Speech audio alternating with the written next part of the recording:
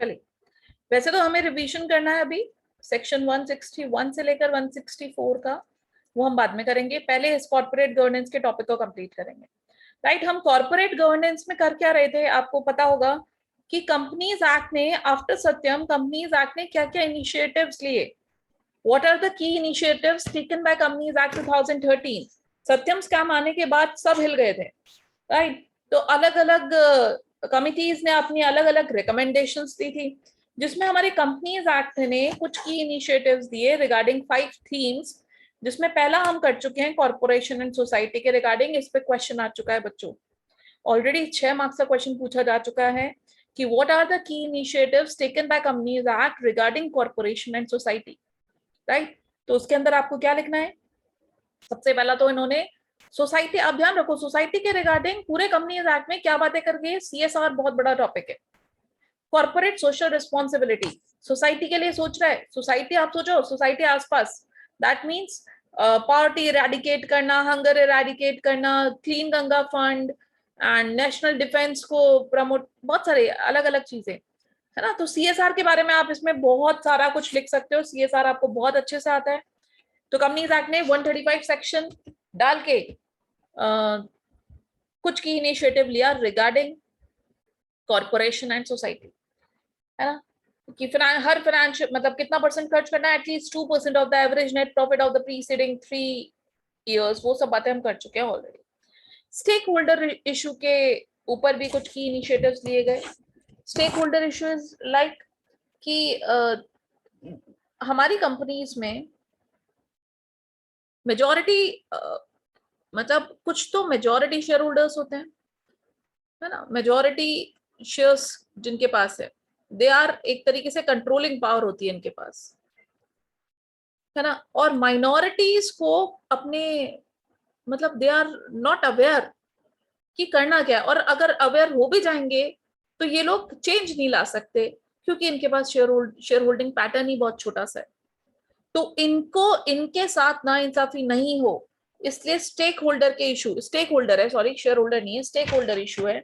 Stake holder मतलब सब कुछ इंक्लूडिंग शेयर होल्डर्स।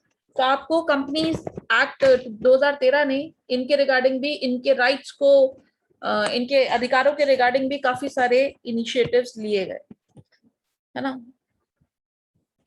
जैसे कि डायरेक्टर को बोला गया कि you are required to act in good faith. जैसे कि इंडिपेंडेंट डायरेक्टर के कोड में, जैसे इंडिपेंडेंट डायरेक्टर को बोला गया कि आपको एथिक्स फॉलो ही करने पड़ेंगे। जैसे कि SSD, small share holder director, आप इसमें डाल देंगे। जैसे कि स्टेक होल्डर रिलेशनशिप कमिटी, इसमें डाल देंगे आप, है ना। 2 बातें भी आपको याद है ना, तो आप लिख दोगे, आराम से लिख दोगे। कुछ तो थीम भी बनाओगे। कॉर्पोरेशन एंड सोसाइटी के लिए पहले कंपनीज एक्ट ने इनिशिएटिव लिया, ये सारी बातें भी तो करोगे तो उसमें। लेकिन लेकिन अगर आपने 2 बातें भी पिक करके मतलब इतना सारा कर लिया, मैम मैं तो पूरा याद करूंगा, एक बच्चा बोलता है मैं तो पूरा याद करूंगा, पूरा याद कर ले बेटा तू, कोई दिक्कत नहीं है हमें एग्जाम में, लेकिन पूरा नहीं लिख पाएगा, पॉसिबल ही नहीं है। और फिर जो रहा सा है ना, मेन मेन कंटेंट ही भूल जाओगे आप, इसमें लिखना क्या है मुझे। इसलिए आप एक एक चीज पकड़ लो, बहुत सारा है आगे, बहुत सारा है, तो आपको ये तो कैच करना ही पड़ेगा, इसमें क्या लिखना है, इसमें क्या लिखना है। कॉर्पोरेशन सोसाइटी में आप CSR डाल के आओ, है ना, खूब लंबा चौड़ा डालो। आप स्टेक होल्डर इशू में एक तो डायरेक्टर के एथिक्स फॉलो करने की बात करिए, एंड दूसरा आप SSD डाल दो, योर मतलब हो जाएगा, आपका काम बन जाएगा। चलिए, SSD के बारे में जो लिखा हुआ है वही डालना, जो नोट्स में भी लिखा हुआ है। फिर सेकंड की इनिशिएटिव मतलब जो की इनिशिएटिव्स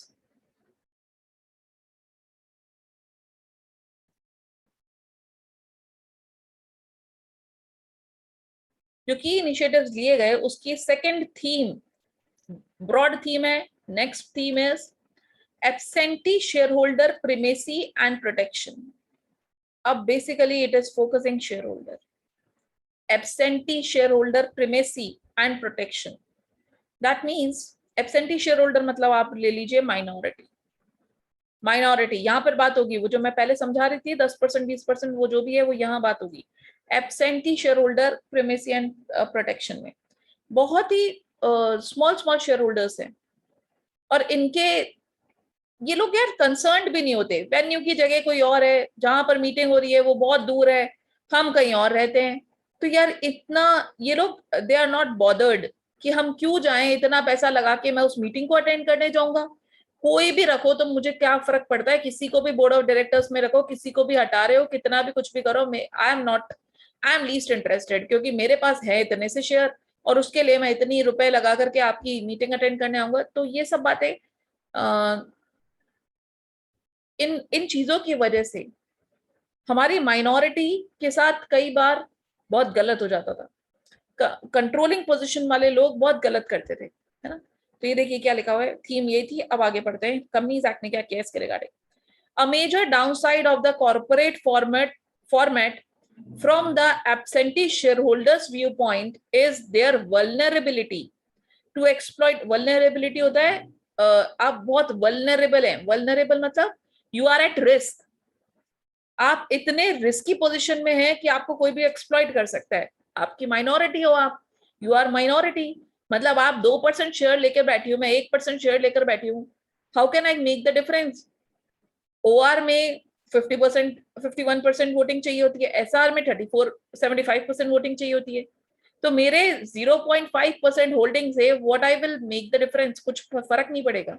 तो मेरी I am at risk of exploitation, मैं खुद ही एक्सप्लॉयटेशन के रिस्क पे हूं, बड़े लोग मुझे एक्सप्लॉइट कर लेंगे।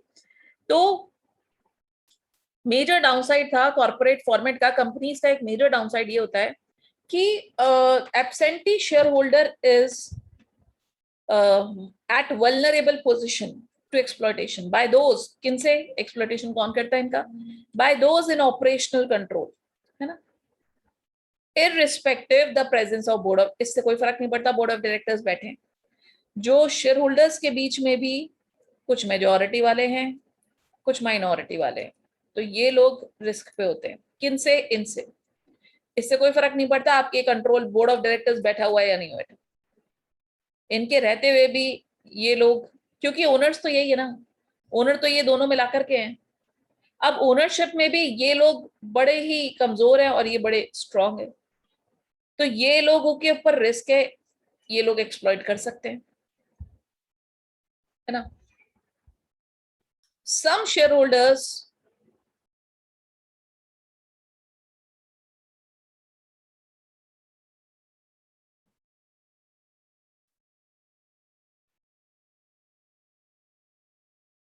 some shareholders do the mantele of controlling managers। ये क्या है, कई शेयर होल्डर्स ने तो एक है ना चादर ओढ़ रखी है मैनेजर की टाइप से। मतलब जो ये मेजॉरिटी शेयर होल्डर्स है ना, ये लोग अपने आप को कंट्रोलिंग मैनेजर्स मानते हैं। Since conventional wisdom favored equality of voting of members meeting, despite apparent inequalities in their proximity to management control and corporate decision making, such shareholders could get their way at members meeting on matters where they may be beneficiaries। क्या बोल रहे हैं, conventional wisdom मतलब जो society में एक प्रथा चली आ रही है उसके अकॉर्डिंग यही बोला जाता है कि देयर मस्ट बी, मतलब वो सोसाइटी हमारी किस प्रथा को फेवर करती है कि there must be equality of voting at members meeting despite apparent, जो तो दिख रहा है हमें साफ साफ, एपरेंट मतलब दिखता हुआ, दिख रहा है कि इनइक्वालिटीज हो रही है, लेकिन सोसाइटी फेवर करती है किसको, हमारी इक्वालिटी ऑफ वोटिंग को।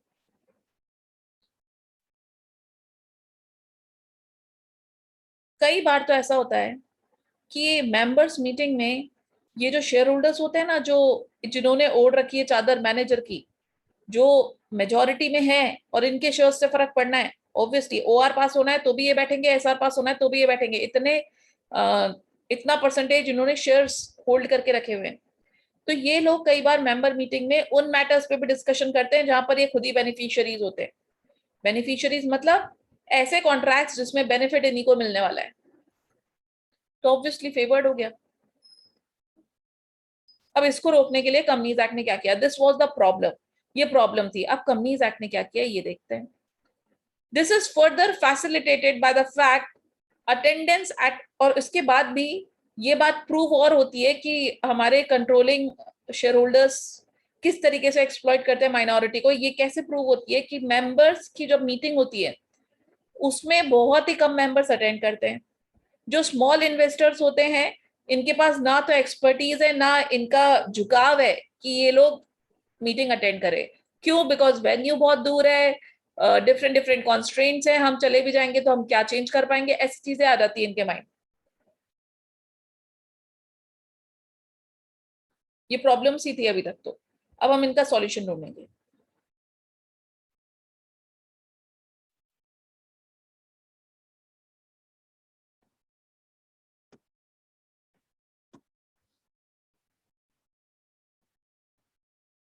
या देखो, अब 2013 ने क्या इनिशिएटिव्स लिए इसके regarding. Restaurant on interested share holders voting right.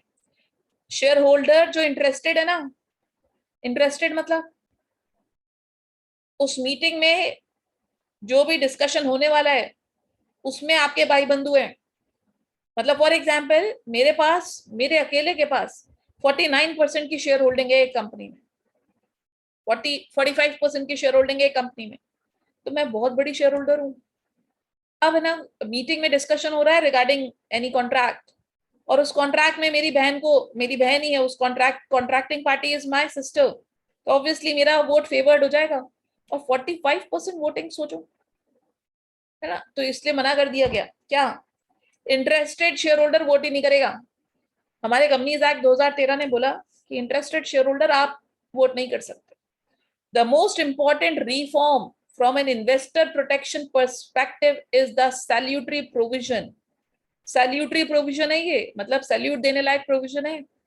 क्या? कि restraining interested shareholders from voting on resolutions at members meeting in which they are interested parties. पूरी लाइन इंपॉर्टेंट है।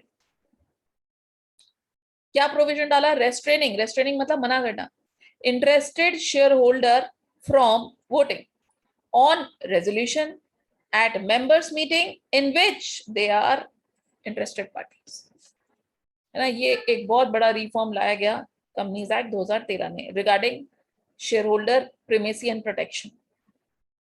और वो भी कौन से? मोस्टली रिलेटेड पार्टी ट्रांजैक्शन 188 लाया गया of the act dealing with related party transaction now stipulates. 188 क्या बोलता है? नो कॉन्ट्रैक्ट और arrangement shall be entered into except with the prior approval of company by SR. एक रिलेटेड, आपने 188 पढ़ा होगा, कुछ सर्टेन लिमिट है, उस सर्टेन लिमिट से ऊपर अगर आपको आरपीटी से ट्रांजैक्शन करना है तो you will require SR. RPTs के साथ आप ट्रांजैक्शन कर सकते हो बट एक लिमिट के अंदर, लिमिट से बाहर अगर आप गए तो you have to pass SR, member की अप्रूवल लीजिए, तब जाके you will be able to deal. तो एक बहुत बड़ा रिफॉर्म है 188, बहुत तरीके से फ्रेम करा गया एक सेक्शन। इसके अलावा कंपनीज एक्ट ने क्या बोला? पहला तो आरपीटी हो गया, दूसरा no member of the company shall vote on such special resolution. और स्पेशल रेजोल्यूशन में भी वो बंदा वोट नहीं करेगा जो बेनिफिशियरी है, ऑब्वियसली वही वोट कर देगा, तो फिर तो क्या ही मतलब है। No member of the company shall vote on such special resolution to approve any contract or arrangement which may be entered into by the company if such member is a related party. These restrictions do not apply to transaction. लेकिन हाँ सही बात है। अब याद है आपको RPTs जब आप पढ़ रहे थे तो आपने देखा था लास्ट में एक नोट डला हुआ है क्या, कि लेकिन अगर ऑर्डिनरी कोर्स में करे हुए बिजनेस ट्रांजैक्शन है तो उनपे कोई रोक नहीं है, कोई आर्म्स लेंथ प्राइस पे करो आप, हमें कोई दिक्कत नहीं है, क्योंकि ऐसे तो आप फ्रीडम ही खत्म कर दोगे। क्या करें हम, हमारा कॉन्ट्रैक्टिंग पार्टी आरपीटीज है तो हम क्या करें, हमारी बनती नहीं है बिल्कुल भी, हम कॉम्पिटिटर हैं, टफ कॉम्पिटिटर्स, लेकिन आर्म्स लेंथ प्राइस पे डील कर रहे हैं हम, कोई दिक्कत नहीं है उसमें। ऑर्डिनरी कोर्स ऑफ बिजनेस में आर्म्स लेंथ प्राइस पे आप काम करते हो तो देयर इज नो इशू, है ना। कुछ साथ में ये कंपनीज एक्ट 2013 ने ये बात भी बोली है, क्योंकि फ्रीडम ऑफ बिजनेस तो होना चाहिए ना, हम कंपनी बना रहे हैं, हमें तो ज्यादा ही खेलना है ना, हमें तो बहुत बड़ा पैसा चाहिए, तो इतना करने के लिए हम तो ट्रांजैक्शन सबसे ही करेंगे, तो आर्म्स लेंथ प्राइस पे करो, there is no issue. The implication of these provisions are that in case of related transactions, those who stand in to benefit would have no say in the voting outcome and further SR is required. इसका फर्क क्या पड़ा? इसका अगर conclusion देखें तो हम क्या पढ़ा कि रिलेटेड पार्टी ट्रांजैक्शंस के केस में वो पर्संस जो benefit who stand to benefit, वो पर्सन जो बेनिफिट देंगे वो लोग वोट करने लायक ही नहीं है। मतलब उस रिलेटेड पार्टी के साथ ट्रांजैक्शन होगा या नहीं होगा, it will be a matter of voting, और उस वोटिंग में आप वोट नहीं करोगे, एसआर रिक्वायर्ड होगा, वोटिंग होगी और वो भी एसआर होगी। These are indeed tough conditions, वाकई में tough conditions है, and hopefully will act as an effective filter to allow only such proposal as are in larger interest of company and its shareholders. ये वाकई में tough conditions है, लेकिन इसकी वजह से फिल्टर हो गए अब सारे कॉन्ट्रैक्ट्स। दैट मीन्स ओनली वही प्रपोजल्स होंगे जिससे बहुत बड़ी जनता हमारी बेनिफिट में हो, कंपनी के बहुत बड़ा larger section of society will be benefited, larger section of the society will be benefited, and सारे शेयर होल्डर्स का बेनिफिट हो। ऐसा डिसीजन, ऐसे कॉन्ट्रैक्ट्स किए जाएंगे जिसमें सारे शेयर होल्डर्स का benefit. This was the first point, first initiative taken by Companies Act to protect shareholder primacy and protection, है ना। वोटिंग रिलेटेड पार्टी क्या किया इन्होंने, कंपनीज एक्ट ने क्या रिफॉर्म दिया, पहली बात तो कि इंटरेस्टेड पार्टी वोट ही नहीं करेगी, दूसरी बात कि रिलेटेड पार्टी ट्रांजैक्शंस लिमिट के अंदर करिए और अगर बाहर करते हो तो एसआर पास कराओ, तीसरी बात कि अगर ऑर्डिनरी कोर्स ऑफ बिजनेस में कराए, एम्सलैंड प्राइस पे कराए तो देयर इज नो इशू। इसके अलावा आपका मतलब इनकी वजह से इसका इफेक्ट क्या रहा, देखो पहले लिखोगे आप प्रॉब्लम का सोल्यूशन का इफेक्ट, तीन चीजों में लिखना। प्रॉब्लम क्या थी, आप प्रॉब्लम क्या थी हमारे share holder primacy and protection में। प्रॉब्लम ये थी कि बहुत ही मेजर डाउनसाइड है हमारे कॉर्पोरेट्स का कि यहाँ पर मेजॉरिटी शेयर होल्डर्स माइनॉरिटी को रूल्ड आउट करते हैं, और माइनॉरिटी के साथ गलत हो रहा है। इस वजह से कंपनीज एक्ट 2013 ने कुछ इनिशिएटिव्स लिए एंड इसका सॉल्यूशंस इस तरीके से निकाला है और उसका इफेक्ट ये पड़ा है। इस तरीके से लिखना, आगे बढ़ते हैं हम।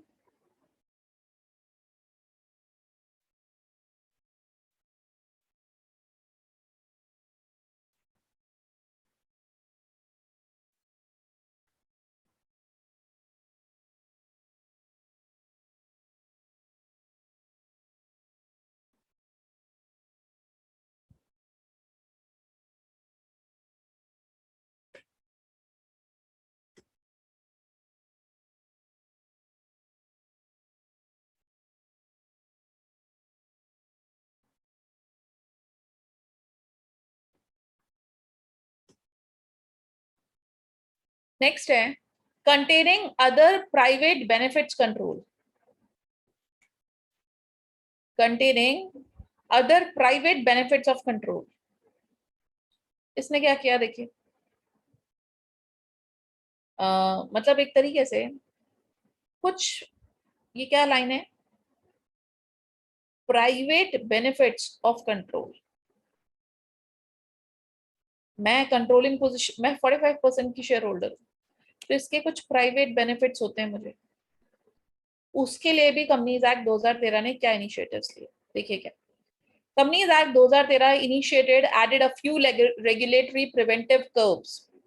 क्या क्या क्या रेगुलेटरी प्रिवेंशन स्कीम्स निकाली, क्या है वो, section 192। Directors and their connected parties may not acquire from or sell to the company any assets for consideration other than cash unless such purchase or sale is approved by members in GM by SR। Section 192 याद होगा आपको, what was section 192, चलो आप ही बताओ section 192 क्या था बच्चों, लिखिए एक बार।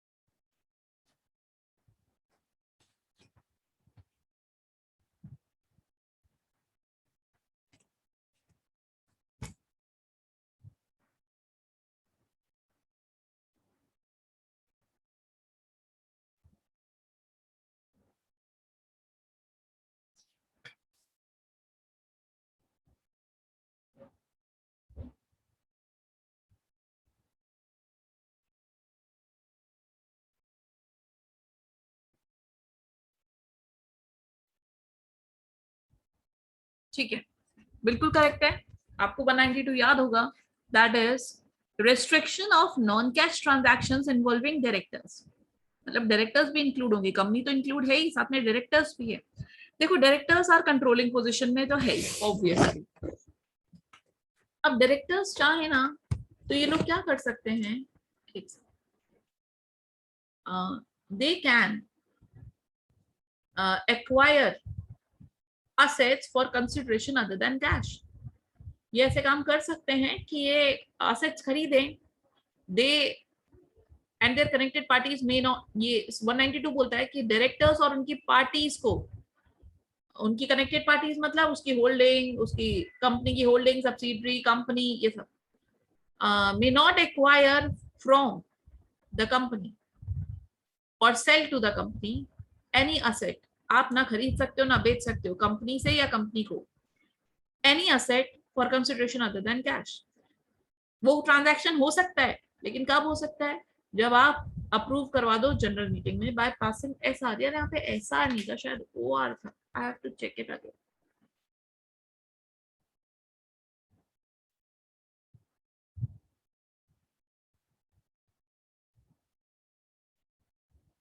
ओआर है बच्चों, ओआर, एसआर नहीं है,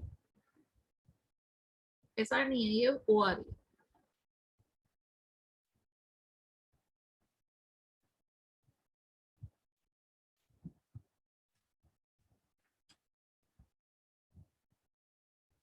ठीक है ना, कि आप डायरेक्टर अगर नॉन कैश ट्रांजैक्शन करने जा रहा है तो उसको मेंबर्स की अप्रूवल लेनी पड़ेगी। फिर दूसरा बात क्या बोला गया, कंपनीज एक्ट ने एक तो पहला 192 डाला इसके रिगार्डिंग, दूसरी बात बोली कंपनीज एक्ट ने, directors and KMPs may not engage in forward transaction in securities of the company in its holding subsidiary or associate। Director, ये भी एक सेक्शन है dealing in forward transactions. Directors और केएमपीज को बोला गया है कि आप फॉरवर्ड ट्रांजैक्शंस नहीं करोगे, है ना। कंपनी के सिक्योरिटीज में कोई फॉरवर्ड ट्रांजैक्शन नहीं कर सकते आप, मतलब फ्यूचर ऑप्शंस में आप डीलिंग नहीं कर सकते। Already there were provisions prohibiting market trading transactions during time windows। क्या बोला गया कि पहले ये 1956 में भी था कि there were provisions prohibiting market trading transactions। मतलब इंसाइडर ट्रेडिंग को रोकने के लिए पहले भी प्रोविजंस थे ड्यूरिंग टाइम विंडोज। ये टाइम विंडोज मतलब बोर्ड मीटिंग से पहले, बोर्ड मीटिंग के दौरान या इमीडिएटली आफ्टर बोर्ड मीटिंग ये ट्रांजैक्शंस होते थे।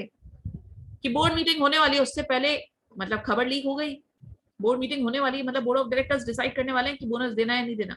For example board of directors ने सोचा कि बोनस बांटेंगे, है ना। मीटिंग में हम घुस रहे हैं, मीटिंग है 11 बजे, मीटिंग में सब बोर्ड ऑफ डायरेक्टर्स आ रहे हैं। पहले ही बोर्ड ऑफ डायरेक्टर्स ने अपने भाई बंधुओं को बता दिया कि शेयर्स ले लेना, बोनस डिक्लेयर करने वाला हूं मैं, पहले ही परचेज कर लो। तो मतलब इतनी हैवी परचेजिंग हो गई, जैसे ही बोर्ड ऑफ डायरेक्टर्स एंटर हो रहे थे मीटिंग के लिए उससे पहले ही हैवी परचेजिंग हो गई।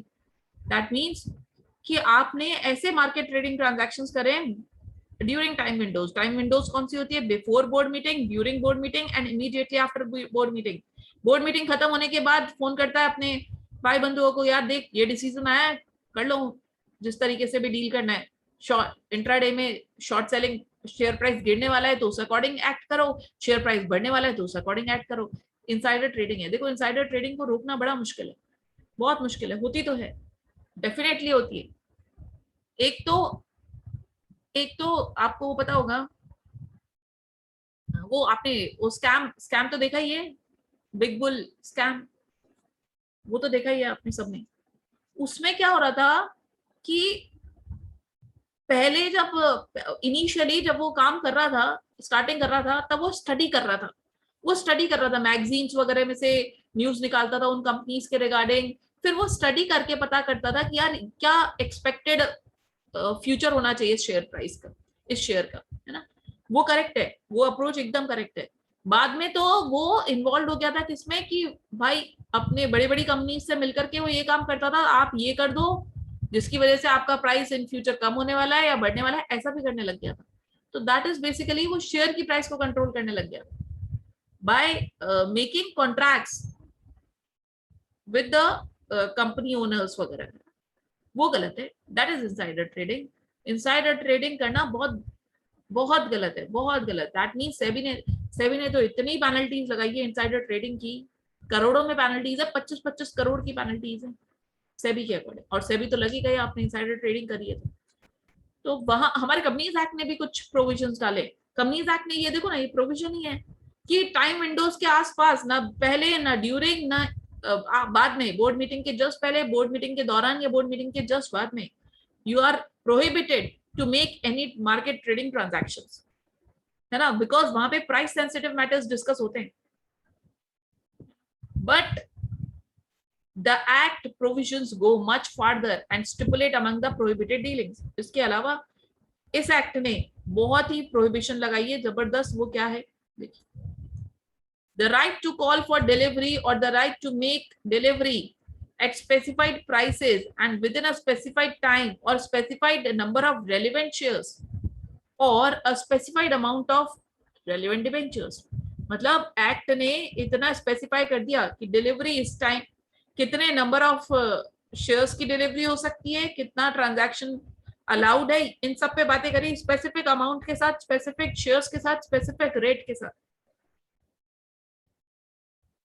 The right at his option to call for delivery or to make an delivery on similar basis. मतलब इस ट्रेडिंग के रिगार्डिंग हमारे एक्ट ने बहुत ही स्पेसिफिक बात करी.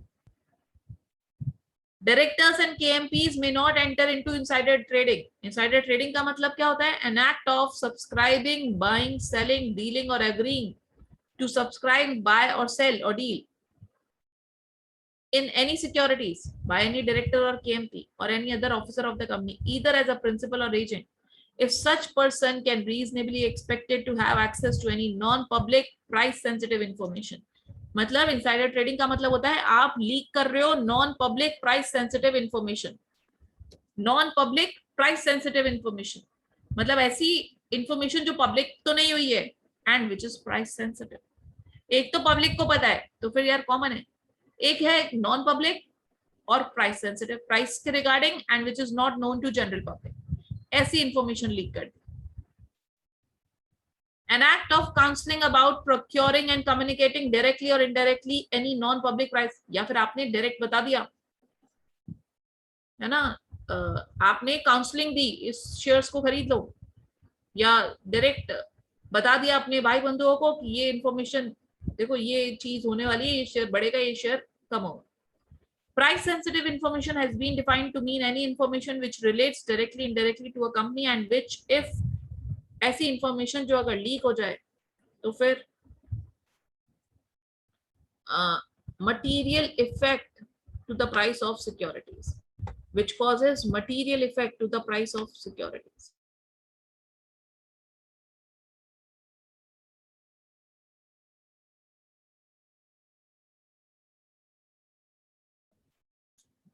तो ये था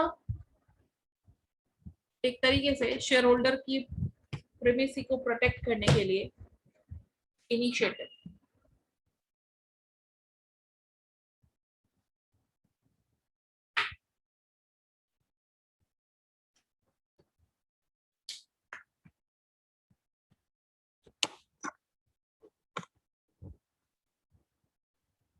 तो अगर इसका हम ओवरव्यू देखें ना, इस पॉइंट में आप क्या क्या लिखोगे, तो इस पॉइंट में आप लिख सकते हो, एक तो इनसाइडर ट्रेडिंग के बारे में आप लिख सकते हो, डायरेक्टर्स को प्रोहिबिट करा गया. किस चीज के लिए प्रोहिबिशन डाला गया? Directors were prohibited to deal into ये forward transactions. Directors were prohibited to leak the price sensitive information, और नॉन कैश ट्रांजैक्शंस नहीं कर सकते. 4-5 पॉइंट्स इनफ इनफ लिख देना इसको. Last one is containing the parallels of pyramiding. ये क्या है भाई? पिरामिडिंग मतलब एक चेन, पैरल्स मतलब एक तरीके से नुकसान. इस पिरामिडिंग के रिगार्डिंग भी कंपनीज एक्ट ने कुछ इनिशिएटिव्स ली. पिरामिडिंग का मतलब होता है कि आपने चेन बनाई है।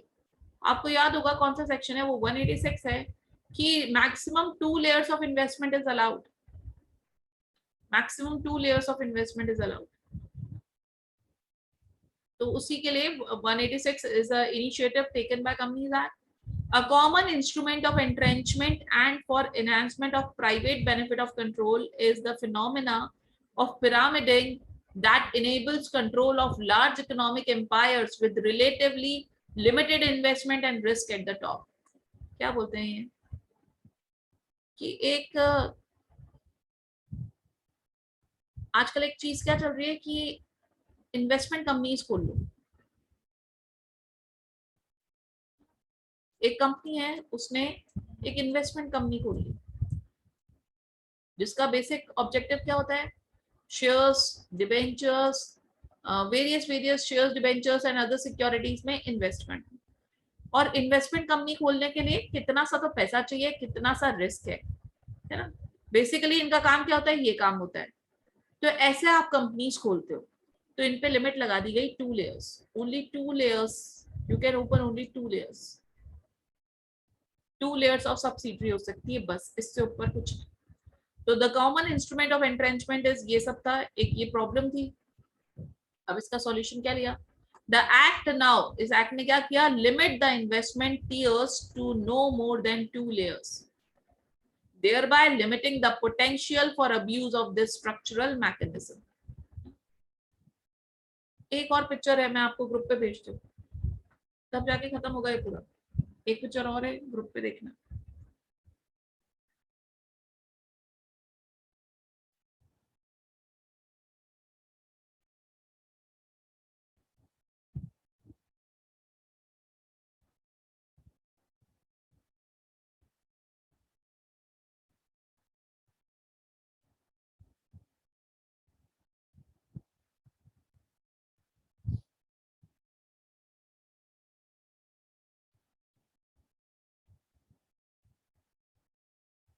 एक पिक्चर और आई होगी आपके पास, देखना एक बार। Containing the perils of pyramid में, the act now limits the investment tiers to no more than 2 layers of thereby limiting the potential for abuse of this structural mechanism. Due provisions have been made to exempt foreign company acquisitions from these restrictions. लेकिन साथ में आपको foreign company investment करने का freedom दिया गया कि foreign companies में आप इन्वेस्ट कर सकते हो, इसमें 2 लिमिट नहीं आएगी। अगर आप फॉरेन कंपनी में इन्वेस्ट कर रहे हो तो ये 2 लिमिट के अंदर वो फॉरेन कंपनी नहीं आएगी, क्योंकि ऑब्वियसली थोड़ी फ्रीडम तो देनी पड़ेगी। कंपनी है, हम इन्वेस्ट ही नहीं कर पाओगे तो ये तो गलत है ना। इट हैज बीन आर्ग्यूड, फिर उसके बाद आर्ग्यूमेंट आए कि ये प्रोविजंस बहुत ज्यादा रेस्ट्रिक्टिव है और they are likely to impair the legitimate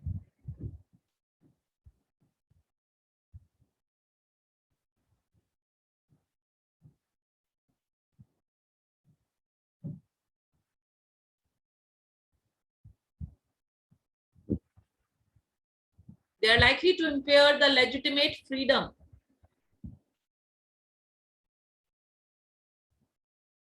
of corporations to structure their business operations.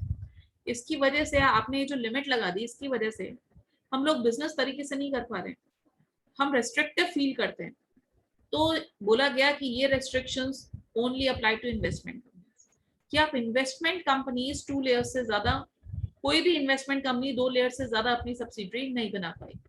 फिर नॉन इन्वेस्टमेंट कंपनी पे एक रेस्ट्रिक्शन डाली गई 186 ने, वो क्या बोला कि आप इन्वेस्ट कर सकते हो अदर कंपनीज में, लेकिन maximum 60% of paid up share capital, free reserve और सिक्योरिटी प्रीमियम और 100% of free reserve whichever is higher तक। इससे ऊपर अगर आपको इन्वेस्ट करना है तो यू विल रिक्वायर ऐसा। ये 186 है, inter corporate loan and investment, एक दूसरे की कंपनी में लोन देना, गारंटी देना, सिक्योरिटी देना, इस पे एक लिमिट डाली गई है कि 60% of paid up share capital, free reserves and security premium और 100% ऑफ फ्री रिजर्व्स और security premium whichever is higher तक आप इन्वेस्ट कर सकते हो। इससे ऊपर अगर आपको इन्वेस्ट करना होता है तो आप यू विल रिक्वायर ऐसा। Thus, इनका रिजल्ट क्या आया, there would seem to be substantial flexibility and freedom even after these restrictions. Restriction डालने के बाद भी कुछ फ्रीडम मतलब ऐसा नहीं है कि ओवरली रेस्ट्रिक्टिव प्रोविजंस डाल दिए हैं कंपनीज एक्ट ने, फ्रीडम भी दी है आपको, आप काम करिए। जैसे कि ये केवल और केवल इन्वेस्टमेंट कंपनी पे डाला गया कि 2 लेयर्स से ज्यादा का आप इन्वेस्टमेंट नहीं कर सकते, 2 टीयर्स से ज्यादा की चेन नहीं बना सकते हो। नॉन इन्वेस्टमेंट पे कैसे डाला गया कि 60% of paid up share capital और फ्री रिजर्व्स और सिक्योरिटी प्रीमियम और 100% ऑफ फ्री रिजर्व और security premium whichever is higher तक कर सकते। तो इस तरीके से रेस्ट्रिक्शन डाला, बट ओवरली रेस्ट्रिक्टिव भी नहीं है, there is a freedom of working as well.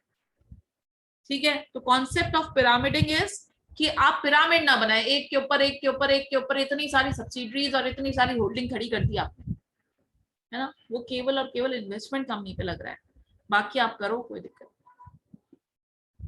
This was containing the perils of pyramiding. Absentee shareholder primacy and protection में 3 पॉइंट्स पढ़े हमने। पहला पॉइंट जो था वो हमारा था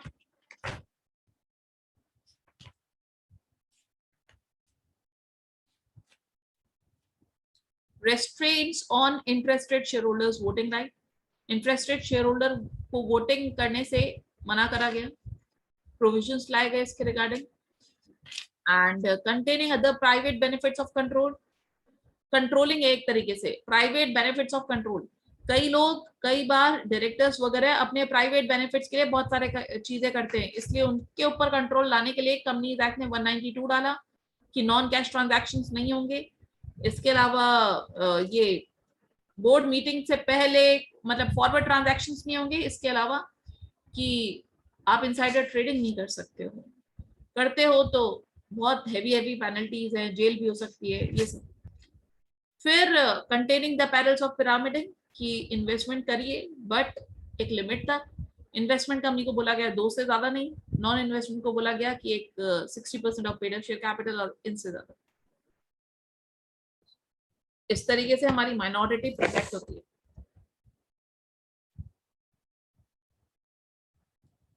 ठीक है ना, ये था हमारा कॉर्पोरेट गवर्नेंस का सेकंड की initiative taken by companies act regarding absentee shareholder primacy and protection. उसमें 3 पॉइंट पढ़े। कॉर्पोरेशन एंड सोसाइटी में 2 पॉइंट पढ़े आपने। एक तो आपने पढ़ा स्टेक होल्डर इशू रिजॉल्व करा, और दूसरा आपने पढ़ा था क्या था दूसरा, CSR. CSR, right. तो this was all about corporate governance का सेकंड थीमेटिक कैटेगरी रिगार्डिंग की initiative taken by companies act 2013। कल से तीसरा कर देंगे बोर्ड एंड प्रोसेसेस। मैंने आपको अप्रोच बता दिया आपको किस तरीके से करना है। ये जो आप करोगे ना, ये की इनिशिएटिव्स में आप ये करना, प्रॉब्लम क्या थी, सॉल्यूशन क्या निकला, उसका इफेक्ट क्या निकला। प्रॉब्लम सॉल्यूशन इफेक्ट 3 चीज में आप करोगे, आंसर आ जाएगा। प्रॉब्लम किस वजह से ये कॉर्पोरेशंस के रिगार्डिंग क्या प्रॉब्लम थी, उसका की कंपनीज एक्ट ने क्या सॉल्यूशन निकाला, and what is the effect. इस तरीके से लर्न करो, you will be able to write it down. आज हम रिवीजन तो नहीं कर पाएंगे, कल करते हैं फिर 161 से 170।